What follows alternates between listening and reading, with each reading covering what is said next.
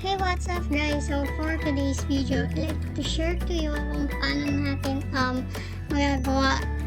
maglagay ng password through our file dito sa ating desktop. So kahit offline, kaya mo malagyan ng password. Okay? So let's start. So open our library. So dito kasi ilalagay natin yung mga files natin.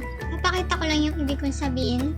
Okay, kapag inoke mo to, so ito yung lalabas, and then kapag gusto mo i-extract, okay, my password. Okay, so kapag nilagyan mo ng password, yan, so halimbawa yan, so ayun yung password niya. So kapag in-extract natin, paste natin to, makikita mo na siya dito. Okay, so pwede na natin itong burahin.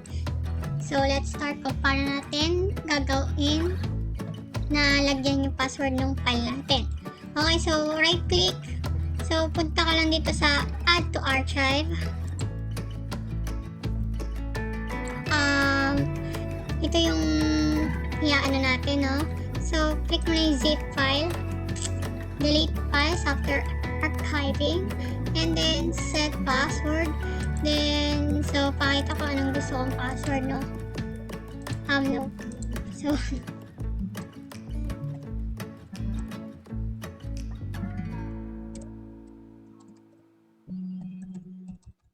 So, naset ko na yung password ko. So, click OK. Pero pag gusto mong i-share yung password mo, so, show password mo lang na. So, click OK. And then, OK. That's it. So, extract ulit na natin.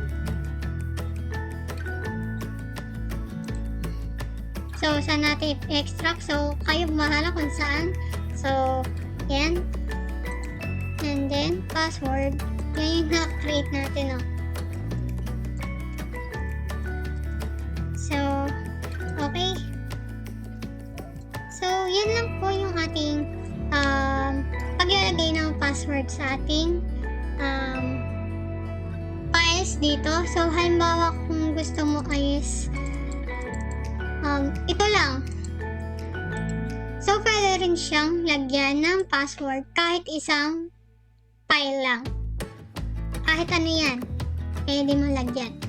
Okay, so that's it. So I hope na nakatulong tong video na to, and kung nakatulong to sa iyo, so please hit like and subscribe my channel and hit bell button for more updates. And kung gusto mong makatulong pa sa iba, i-share mo to para malaman din nila kung paano makita, kung paano nalagyan yung password yung file nila para ma-secure yung ating data. Okay? Thank you! See you on my next video. Goodbye!